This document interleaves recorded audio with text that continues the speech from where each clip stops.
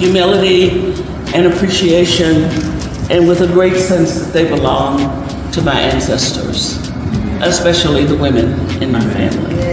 So, thank you.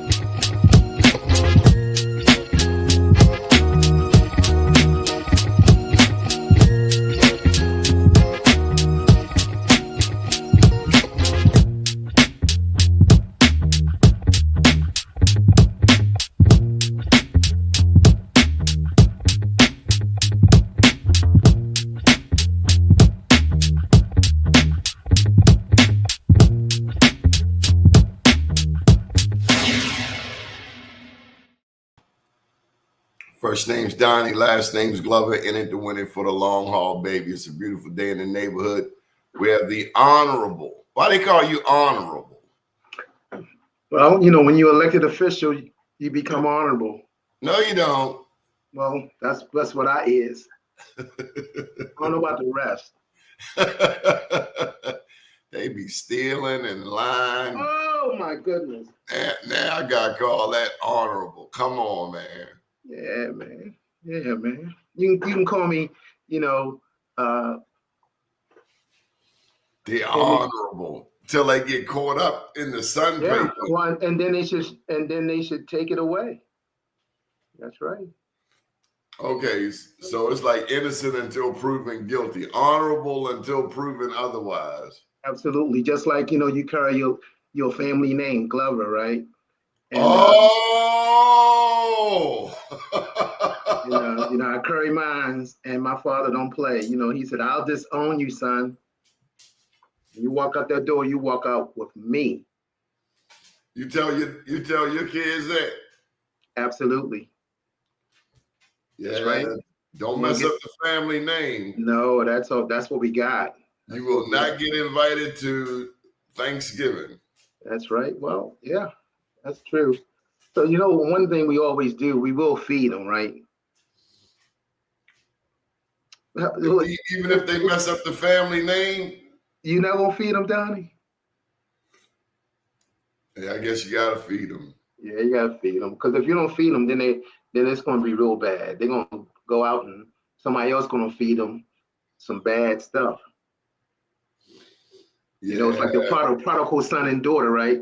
The prodigal son and daughter that goes out in the world, and then they run back home. They're like, "Oh my gosh, I didn't know I had it so good." That's right. That's right. Yeah. Hey, so how you, man? Congratulations again on your new venture. Yes, sir. We're back on Channel 2. We were there some time ago, Frank and I. Special thank you to Frank Johnson, also Rondi Griffin. It can get expensive, and you have to have supporters and sponsors to keep it going. Yeah. Not a cheap venture. Yeah, it's, definitely not at the at that radio station, at that TV station. Excuse me. Yeah, it's nothing cheap. Hey, how's Eric Adams doing up in your hometown? Oh my. You know, Eric Adams has been kind of quiet, man. I don't know. You know, been real quiet with that. You know, not too much going on media-wise about him. But there was so much excitement when he first got elected. When we did a Black Wall Street when he was Brooklyn Borough president. Yeah. Mm-hmm. Right there, Brooklyn Borough Hall. Yeah.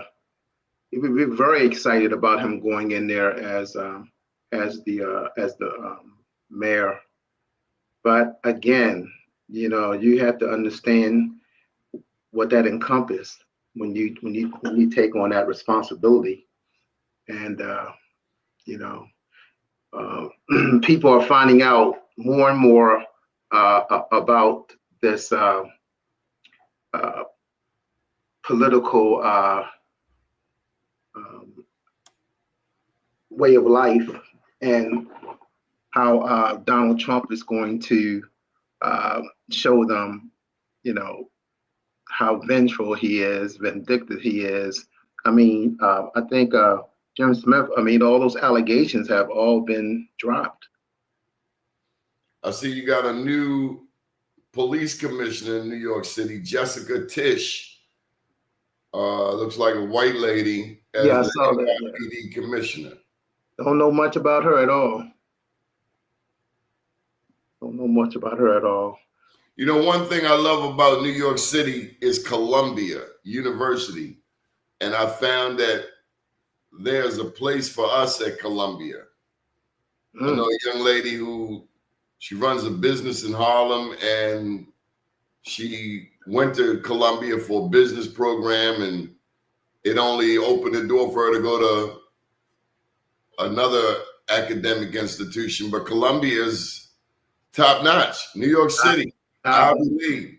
Columbia University is like a you know, they call it one of those Ivy League schools. You know, and doors open tremendously if you are a graduate of that institution. But if you are a native of New York City, you can go there oftentimes for little or no money, Yes. depending on your, you know. You got your grades and all that, you know, references. Do we still push grades? Do we still push that at home? All A's, that type thing? I mean, I do with my grandson. I do. You know, he's an athlete, so they played with Pikesville Wildcats. They went undefeated, and they were national champions this year with 8 and under. And that last year they went undefeated, and then they lost to a team they beat during the year, and they were heartbroken. But I just say that to say this: if he can put that effort into that, he can't tell us he can't do that with his academics. So that's what has to happen. Is he going to college? I wasn't an A student, you know. We know. I did decent. I did all right, but I wasn't an A student. Were you an A student, Donnie? Who, me? Mm-hmm. All A's, man. Stop playing. I brought home a 95. My father asked me where were the other 5 points. I like that. I like that. Hey, you think this guy was an A student? Were you an A student, Michael Haynie? In full disclosure, I wasn't. I wasn't a B student either. You were a C student? Hey, good to see you. Good to see you, Honorable Mr. Danny. How you doing, sir? Hey, I'm doing well, Mr. Mike Haynie. How you doing, sir? Always a pleasure to see you. Fantastic, man. I was not a B student or a C student. Barely a C student. I think when you look at grade average, this is full disclosure. At this stage in my life, I probably wouldn't have admitted it at 26 or 30, but at this stage, life has taught me to be an A student, and I think I am now. But I was a 2.3. I think I had a grade point average of like 2.3. Damn, no wonder you was getting plucked. Didn't you tell me your daddy came up to school and plucked you? Hey, he knocked the heck out of me, man. Then he made me go to the Bullet basketball game for Black Eye. The ultimate insult. That's love. Yeah, well, you know, it was expressed all over my face. I caught the ring finger one time, sitting at the table, running my mouth. My man had a backhand, Jack. Whack! Do-da-da, boom, boom, boom, boom, boom, whack, whack, whack. Yeah, my father was sick. Yeah, but I didn't take school. I didn't take school seriously. When I look back on it, I did enough to get by. You know, I did enough to get by. Everyone always talked about potential with me at PTA meetings because my mom always participated. Everyone talked about Mike's a smart guy. You heard all these words, right? The only thing that happened to me that doesn't happen necessarily out here now, I didn't become a victim of the streets, right? I stayed on the basketball courts because, you know, laying in bed in a fatherless home, although father came home from Vietnam on that tour when he got me, because my mother was like, man, I'm tired of going up here with this prankster, man. I was a prankster in school to get me then, but I came from a fatherless home. So baseball, Little League Park up at Evanston Village, and the basketball courts, that was laying in bed with no air conditioning and sweat dripping off my face from the breeze at night, because we didn't have air conditioning back there. My dream was to be sports oriented. It wasn't about education. Now, my sister, Dr. Haynie, she came home one day crying because she got a B. She went to Western High School, never had gotten below an A in her life. One course in, I think, 10th or 11th grade, she got a B. And we thought the world had ended, right? And she subsequently went on to University of Pennsylvania, graduating in 3 years, graduated from MIT with a doctorate. The only Black to go through the biochemistry doctoral program at that time, invented the artificial vein. So she was the alter Mike Haynie. I think she took, my B potential, whatever. But yeah, education didn't become important to me. Yeah. She never got a whipping, man, but that was my role model, but education didn't become important to me until I saw the doors that it denied me at a certain point by not necessarily knowing. So I had to get up to speed. I had to get up to warp speed and absorb education at the point that it became important to me. And that was at the age of, say, 28, when I made a decision I wasn't going to drink or drug anymore, right? So I have a very powerful story to me. And to some people, it's important and relatable, and I share it at that instance, right? So at 28 years old, I made a decision not to drink and drug anymore. And to this day, I honored that commitment to myself. And so, it's amazing between the age of 18, high school, and 28 at that point in my life, what you really truly missed out on as a foundational piece. Because at that point, I had 2 children that needed my support, and backtracking was not necessarily an option when it comes to feeding them. And so I had to now all of a sudden juggle educational opportunities and taking care of a family, et cetera, and moving forward with a career. And fortunately, I was focused, and it has turned out okay for me. You know what I'm saying? It's turned out okay for me. At one point in my career, managing 800 employees, salary of $400,000. Life turned out okay for me, the grace of God. So mine came, as they used to say, ass backwards. You know what I'm saying? So how's this governor doing, Michael Haynie? You talking about Westmore? Yeah. Well, I think it's all in how you measure doing, right? So as it relates to me, it's been, great image. I love what the image projects and stands for, but when it comes to me and what it touches, rated to me, uneventful. It's been uneventful for me in terms of his touches on me, uneventful. What about you, Danny? It's like things are kind of slowed down to me with Governor Moore.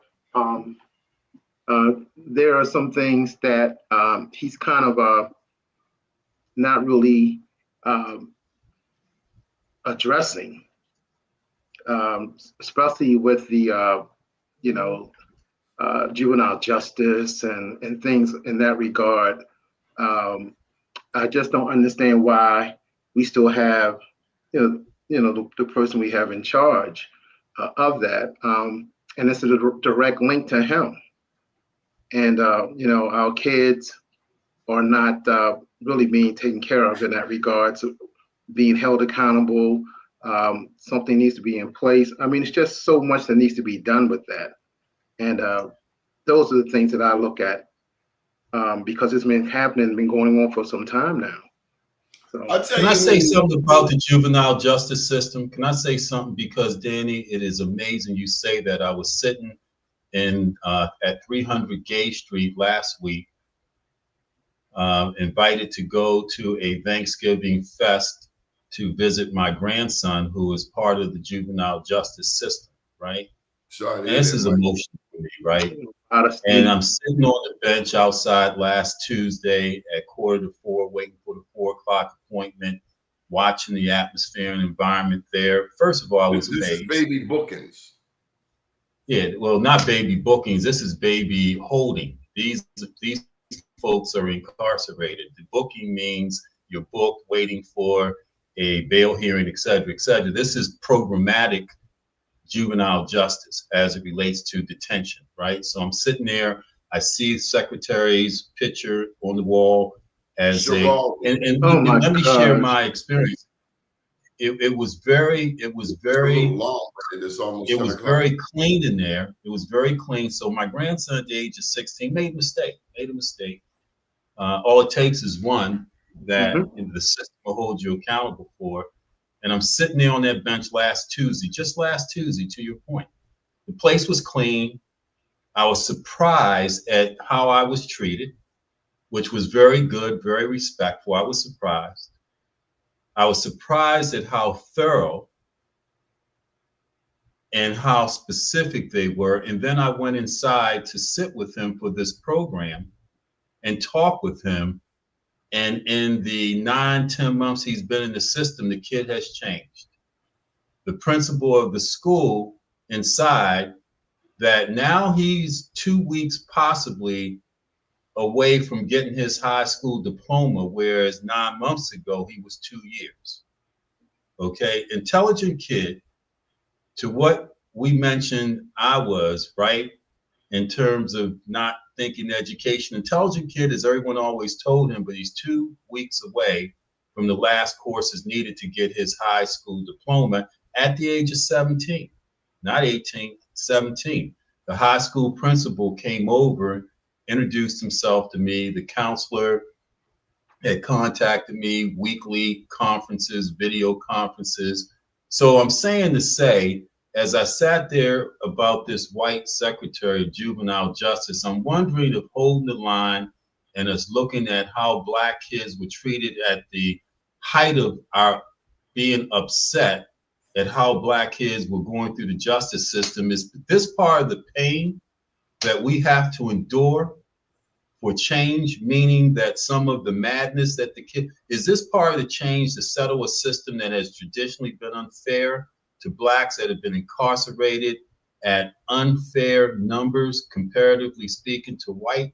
Because the experience I saw and the results so far for my grandson have been, I've been in awe.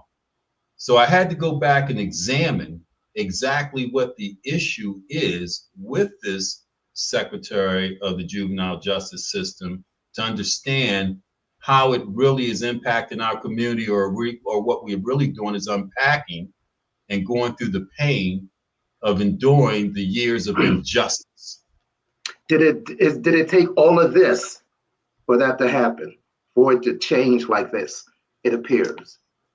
Well, you know what? That's a good question, Danny. But I know that when we were complaining, protesting, talking about our young Black people being locked up by the tens and tens of thousands in the juvenile justice system, and you get a chance, by the way, go to Netflix and look at a Netflix documentary called Daughters. It's called Daughters.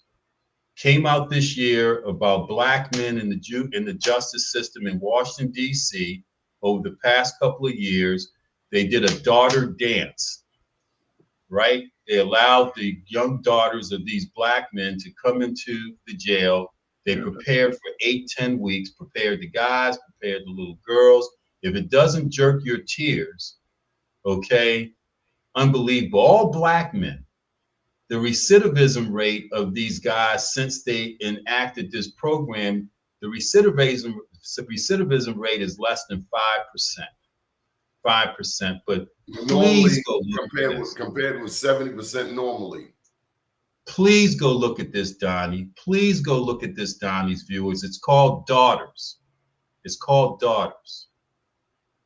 And so I've got to tell you, I have to re-examine all of what I hear out there now about what this white guy, in his attempt to hold the line for mainly black people and mainly black men, hold the line to what he says, data, quantifiable data, because he's been saying data. Data says this is the way we got to do it. Data says this is the way we got to do it. And then the legislation says, hey, these kids are out of control. We got to lock them up, do this, do that. Black legislature.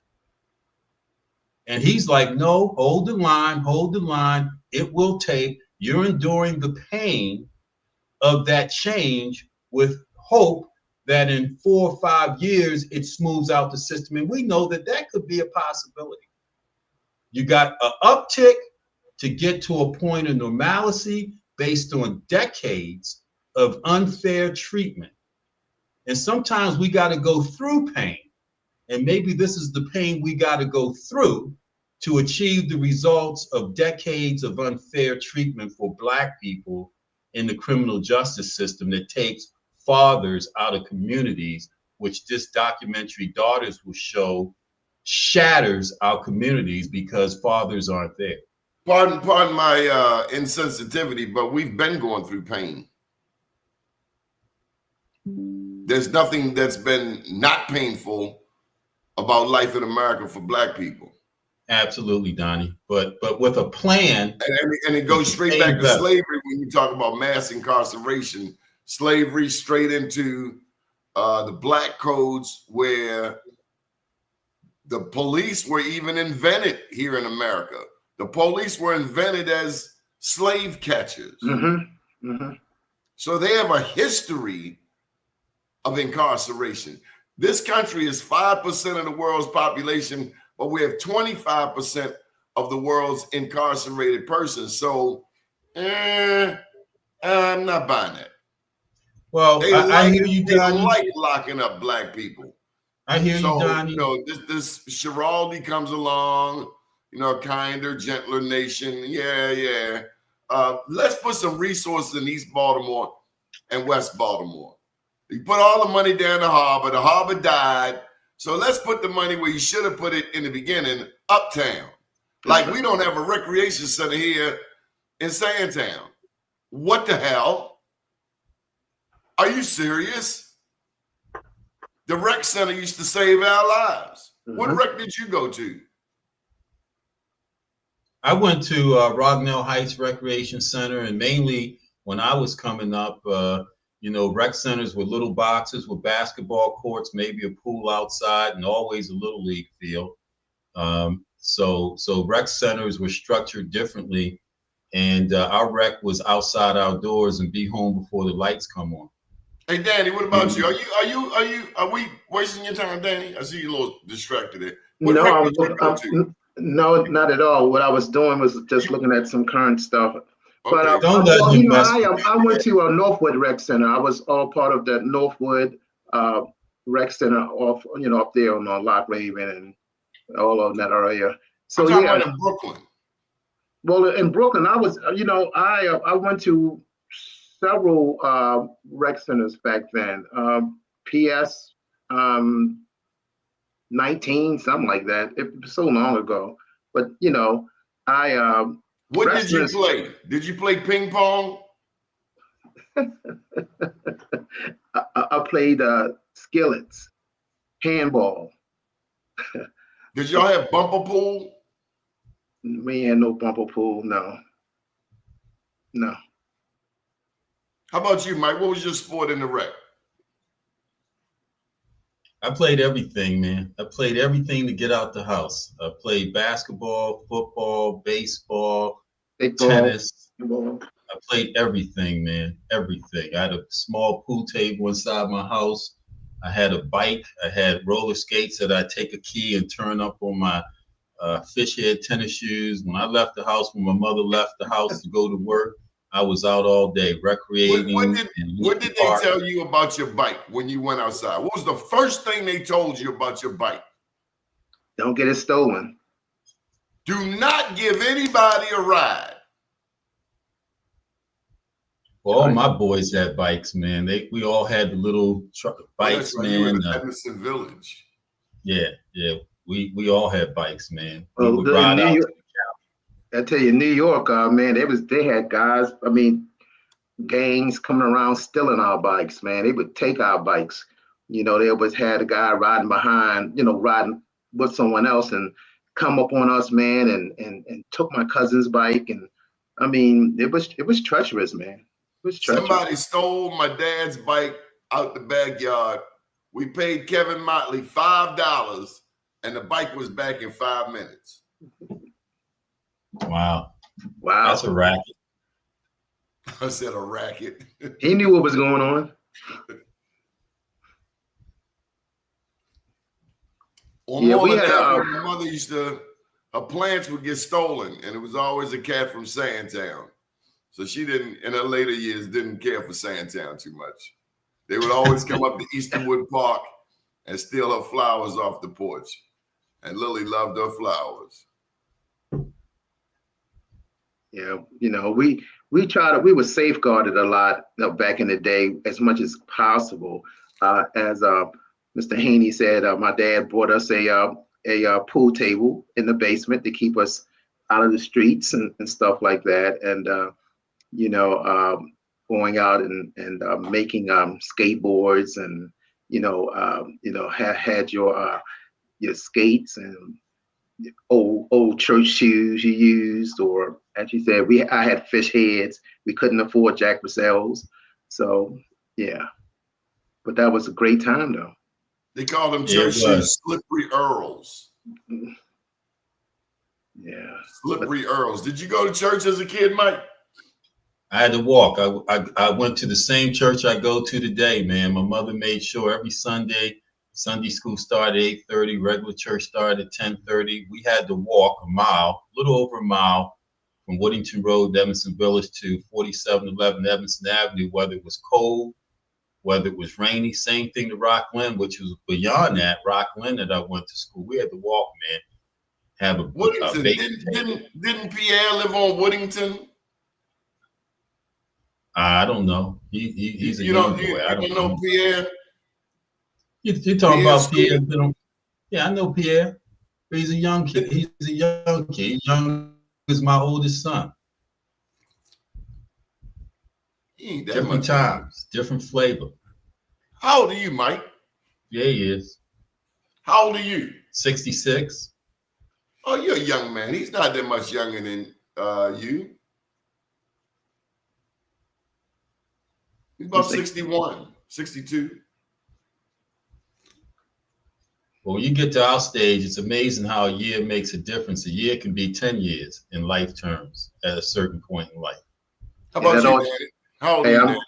I'm Mr. Haynie and I were the same age. Well, y'all look damn good for 66. I appreciate that. I feel good. I feel like I'm 38. I feel good too. I really do. But I am 66 for sure. Yeah. Grace of God. Baby boomers. On the streets of Baltimore, on the streets of New York, Chicago, here's a question for you. How many years in prison did you do? I can talk about a day or two, but I never did any years. No, I've never been in prison.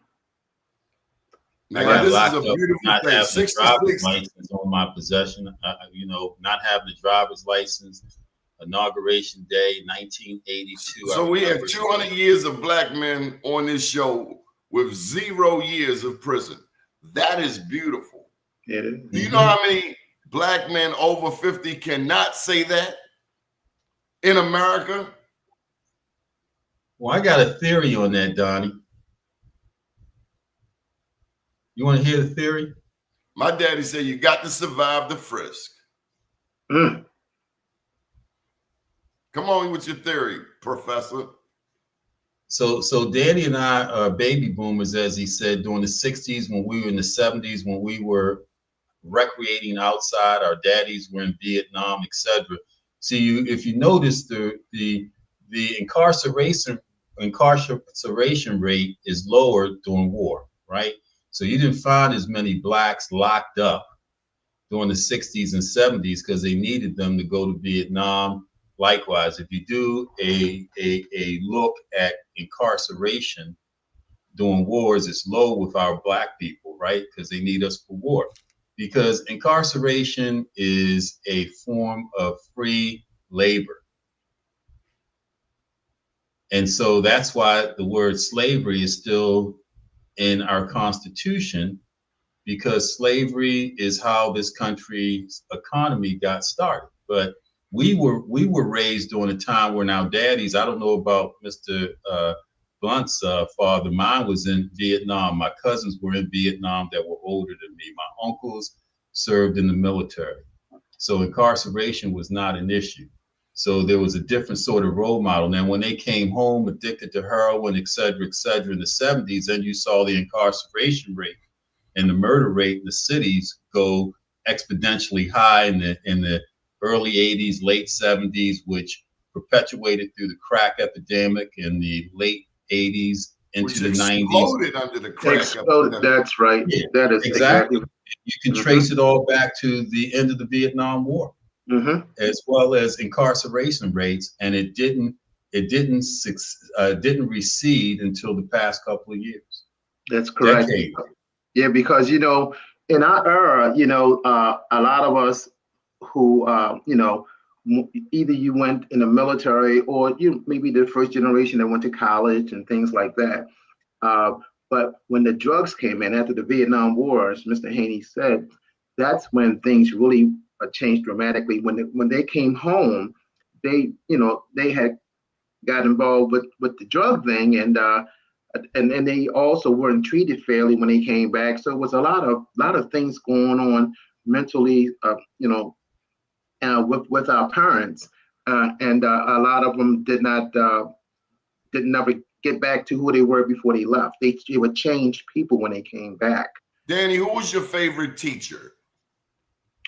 My favorite teacher was Mr. Leonard. I always worked with my hands. I was in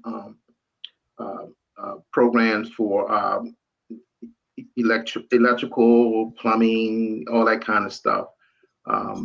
He was one of my favorite teachers. My other favorite teachers was my science teacher. I love science as well. Why? That was Miss Craig. Just the idea of being able to find out how things were formed and made, the experiments they taught us and showed us in school. I got intrigued with stuff like that. How about you, Mr. Haynie? Who was your favorite teacher? A guy named Dave Loudon, who I just saw about 4 weeks ago for the first time since the 8th grade. He was my phys ed teacher. And the reason he was my favorite teacher, because my mom used him as that replacement dad, and he would take time to talk to me about my screw ups, etc. And I truly listened to him because I respected him. And I never forget one song he hummed from the Mills Brothers, because my mother truly wanted me to be better, truly not wanted me to be a problem. And he said, "You always hurt the one you love." That was a song by the Mills Brothers that he sang to me. And I understood, because I said I love my mother, and what he was trying to relate to me was how I was hurting her through my behavior, right? So I always remember that. So I always look at him as my favorite, most inspirational role model. And like I said, I just saw him for the first time since the 8th grade. Wow. 4 weeks ago. We were in tears when we saw each other, because we both were instrumental in each other's life, have stayed in touch, but had not seen. I saw him out at Turner Station, man. Wow. It's amazing. It's amazing. Mr. Haynie, I came from Brooklyn to Turner Station. That's how I got to Turner Station, because things were so bad in New York. My cousins were involved in gangs, and several of them are still in jail. They've been in jail 40 years in Rikers Island and stuff like that. So going to Turner Station showed me a difference in life. You had waterfront property. You had the hardware store.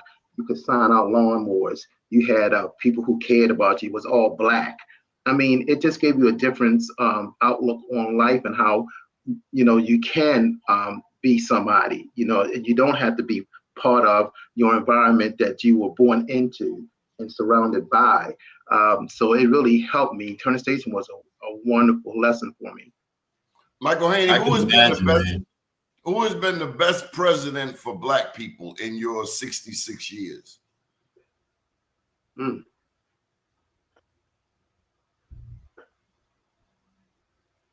Mr. Haynie?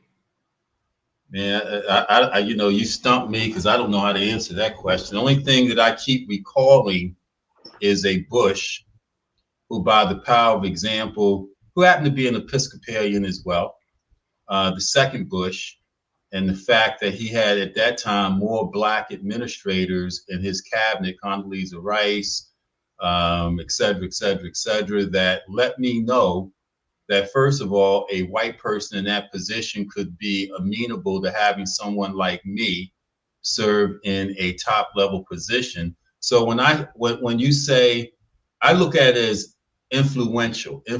Maybe I didn't like his policies, but at least I could see people that look like me in place in his cabinet. And so I look at it differently. And it's amazing. I didn't vote for him, but it seemed as though he appeared to be a fair person. And that's how I judge that question you just asked. I know he could duck a flip-flop. Okay, how about you, Danny? Well, on that note, it's like you know, the Bushes. I mean, all that war. They put us in war, man. A fake war.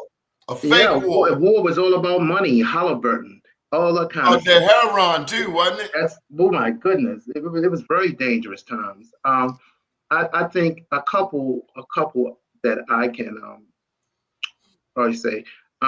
First maybe John Kennedy, and then maybe Lyndon B. Johnson. Damn, y'all just threw Barack straight under the damn bus, huh? Barack did some stuff that really has caused us. We still suffering from Barack right now. Damn, really? He did some good things, but some of the things he did was change the whole lot of stuff, man. Same-sex marriage.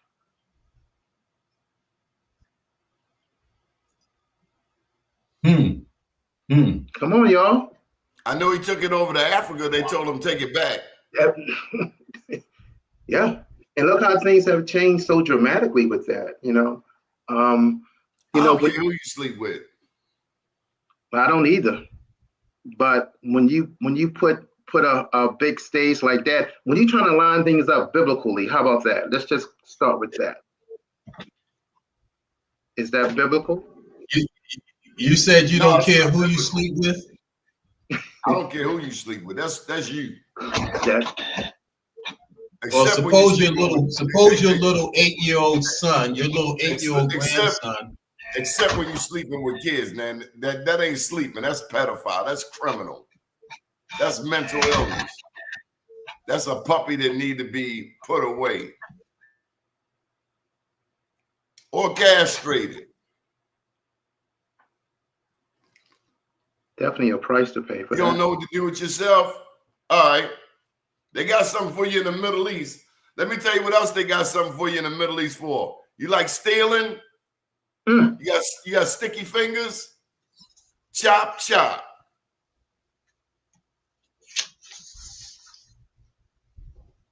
I don't know. I think we're a very conservative demographics and culture of people. We don't know what the hell we believe.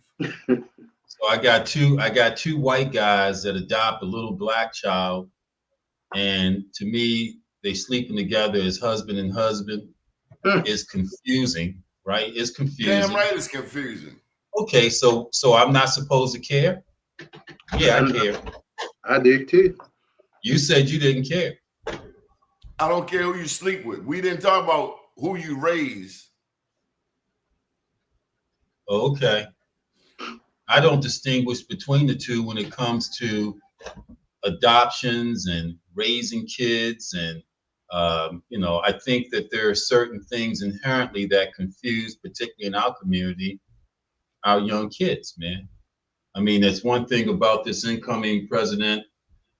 We know how the Department of Ed is going to act in terms of, is there going to be a a girl, boy, and other bathroom? No, they're not going for it. To me, if you got a penis, you go in the men's room. You got a vagina, you go in the women's room. What's wrong with that? If it's outside, you go in the men's. If it's inside, you go in the woman. Right. Yeah. Well, that wasn't the way. But I don't want no man, somebody with a penis in the women's room. Well, if you were born with one and decide to cut it off and open up a hole, they want to say that you should be able to swim with the girls or go to the girls' bathroom. No, come on. You were born a male. You should not be competing against a naturally born female. Period. End of story. But we know under the past 8 years, the past 4 years, that hasn't been the case. We know that much of that opened up during the Democratic. And look, if you wanted to be a dude, you should have stayed a dude. But you cut your genitals off. That don't put you in a woman's skin. You're not a woman in that regard. You cannot make a baby. Can they deliver a baby?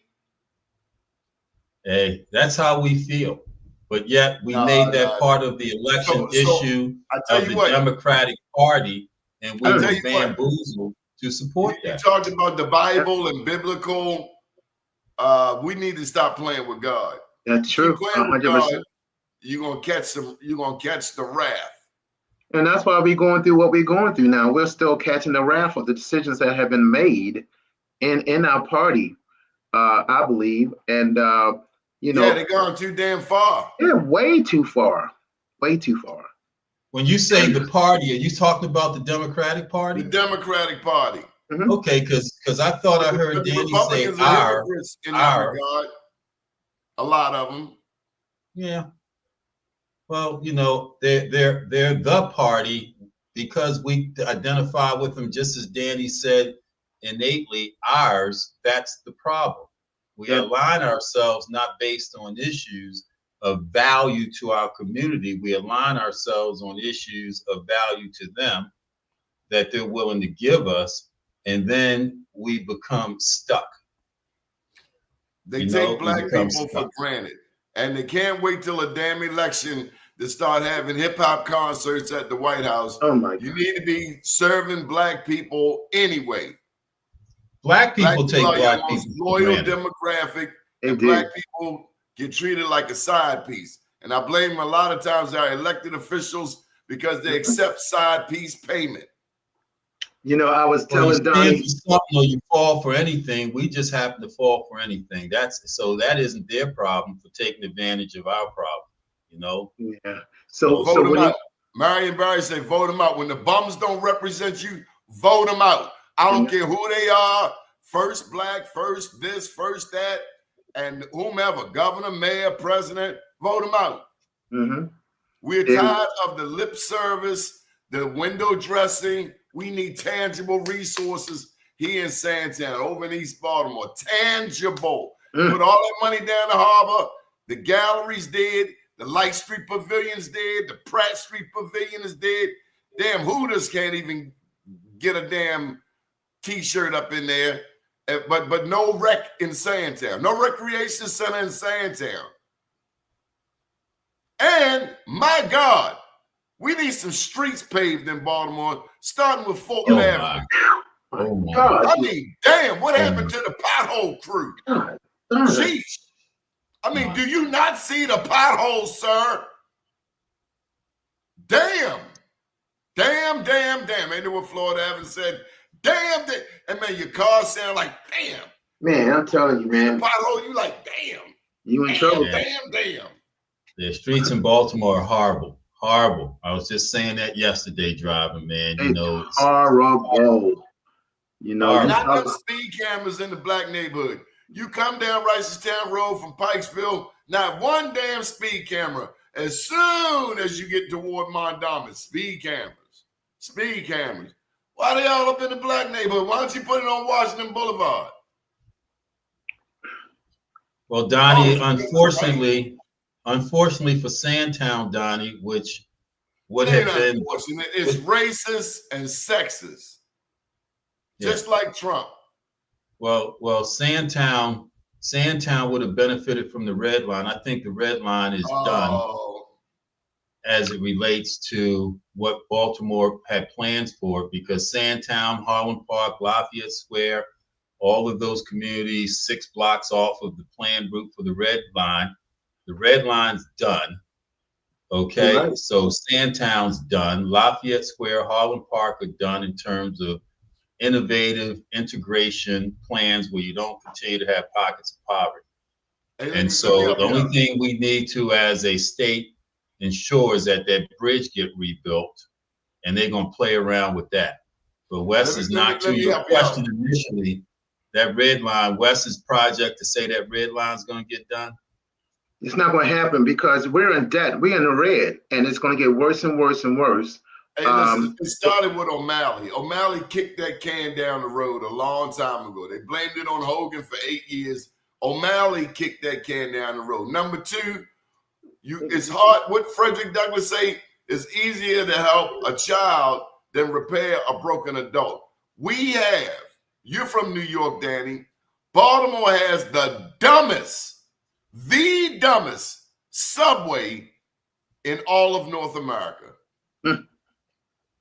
They knocked down all of those houses on the freeway to nowhere highway, got rid of all of that black community there. See, we were doing just fine with segregation. The whole country was doing fine with segregation until someone determined that we weren't.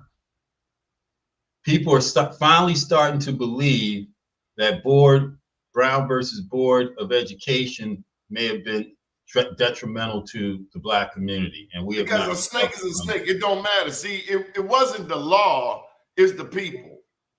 So no matter what the game is, the devil in this country is still going to try to manipulate it for their advantage. So whether it's 6 o'clock or 12 o'clock, it don't matter. The devil is still busy, but we got to stay vigilant.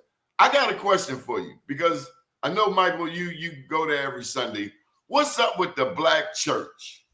Are our preachers on social media too damn much instead of pastoring?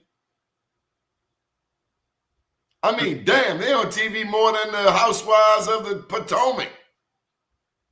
Where is the church? I'm looking out here in the community. Now I didn't know PM was such a Trumpster, but where is the church? I see PM on Pennsylvania Avenue with his church. Where is the church?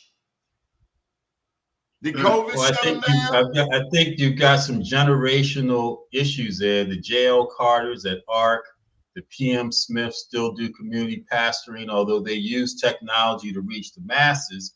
You know, they believe that you have to be of the community, you know, and I think that these younger, it's all about money. It's all about money. It's all about mega churches. Hey Danny, hear you preaching, Danny. Yeah, so it's changed. Oh my! What's this new thing? Yeah. What the hell are you kissing? But you know it. I was looking at. I mean, it's just so much with the black church. I mean, you look at T.D. Jakes. You look at Jamal Bryant. I mean, these folks. I mean, it's just way too much. Way too much. What happened to the good old just Baptist church where you go in there and you? Some people are not meant to be pastors. Yes. They're good at preaching, but maybe not pastoring, because a pastor is held to a higher standard, and you have to live a certain lifestyle. You can't have a track record of knocking off 3 ladies on the front row. That's right. Not a good look, preacher. Mm-hmm. But then some folks like, Darn, how come he's doing so well? I mean, why is he over there at Eddie Long's church? Why is he? How did he get that position? Why is he at a Diddy party? So now he just got married again. He just got married to this woman. I tell you, it's just hard to kind of take some of that stuff serious. And you know, it's like, what would a big mama say about church these days?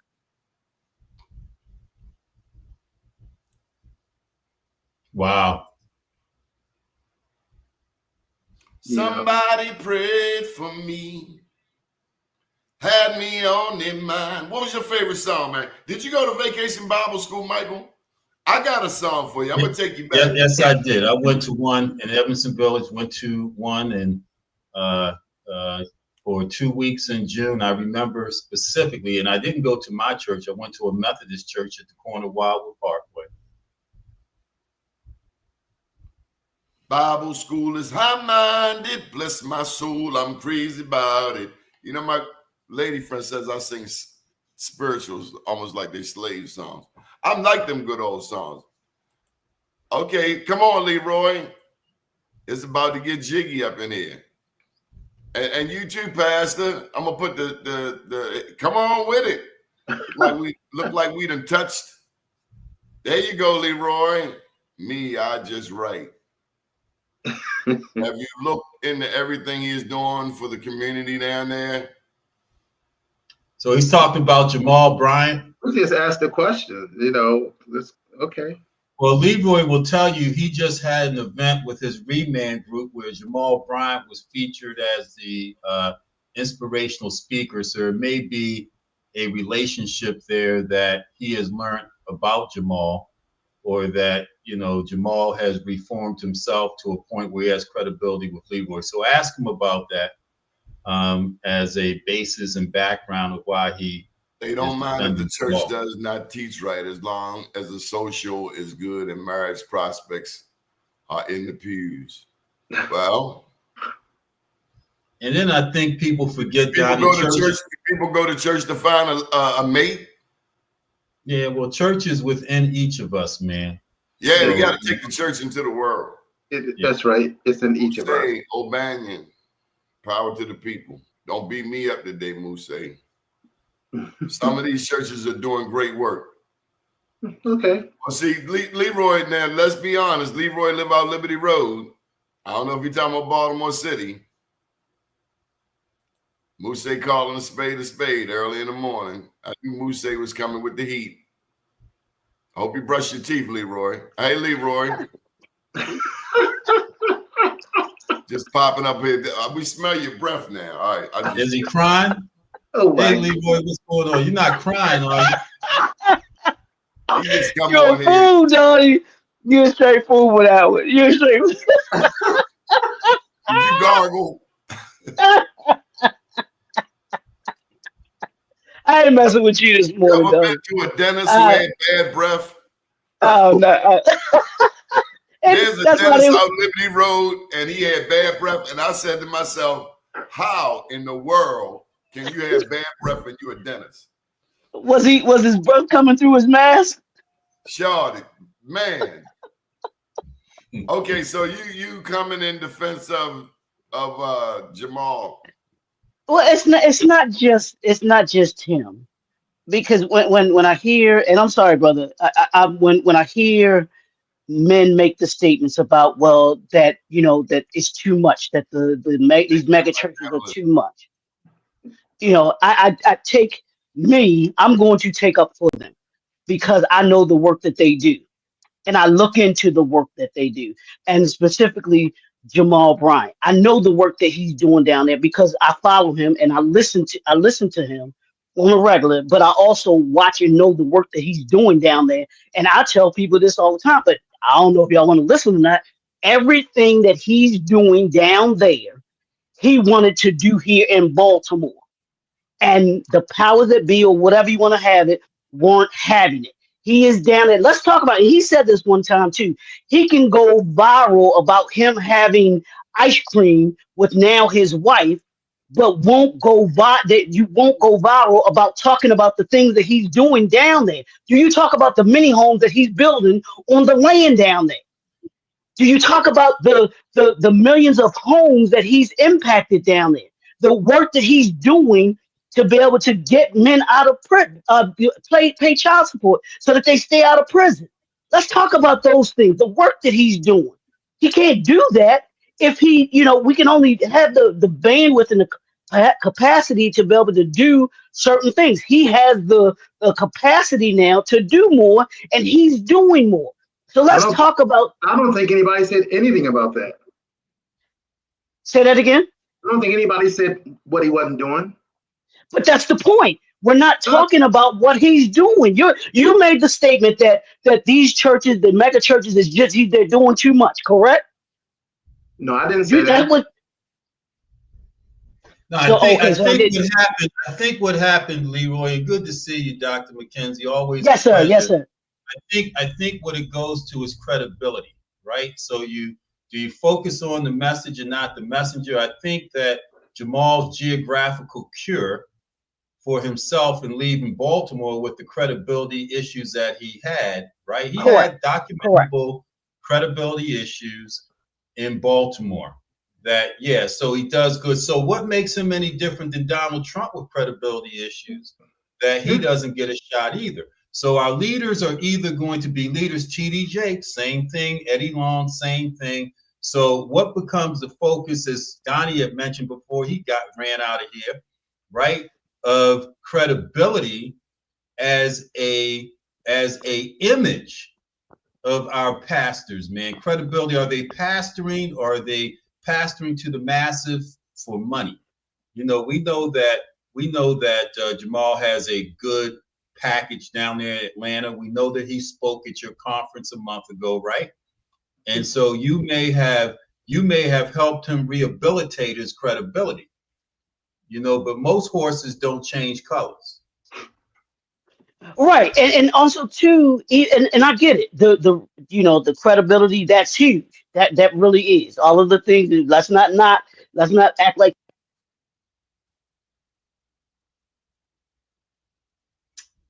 I think God just shut your mic down there for a second.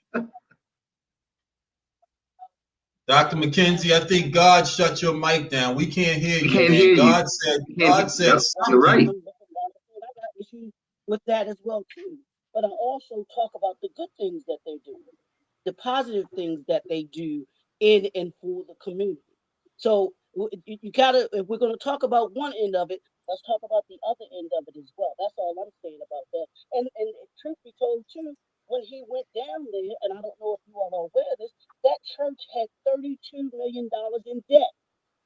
He cut that in the 5 years he's been there. I believe it is I think he's 6 years, maybe 6 years now.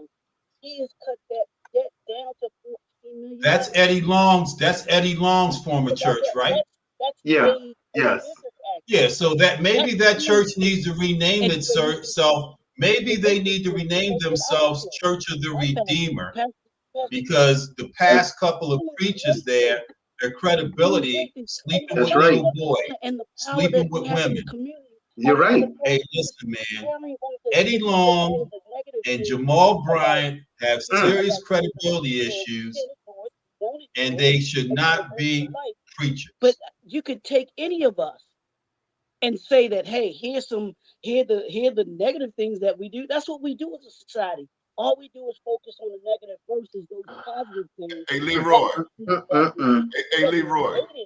Hey, Leroy. Any of the things that we do. Hey, Leroy. But I think our emphasis has to be. Leroy. I think he's muted us all. Yeah. Our emphasis has to be on the positive aspects of life and the He things just took over your show, Donnie. You did. Have we got caught up in prosperity theology? Good. Wow. Man, Did you that's say heavy. prostitute theology? What did you say? Prosperity theology. Can you hear us, Leroy? Can you hear us? Yeah, I might have, I don't know if it's my. Yeah, we The couldn't devil hear has you at all. hijacked your system, brother. Have we got Hey, caught up Donnie, in prosperity? I gotta catch a meeting with my people, man. Okay. I've got to show it. First of all, it's good to see you. Happy Thanksgiving to each of you. I've got at 10 at 11 o'clock. I'm filling It in wasn't happy for the Blue Indians. Fields. It wasn't happy for the Indians. Mm. Yeah. We need to get politically correct about it. They came Okay, over here, the happy Pilgrims had Thanksgiving. on them buckle shoes, and the Indians fed them, and the next thing you know, the Indians got smallpox and they took their land. Slaughtered them. Thank you, everyone, for joining us. Good morning, world. Thank you, I Donnie. love you all. Love you all too. We had to get Jamal on here, let him defend himself because Leroy failed. Okay. Tried. Damn sure tried.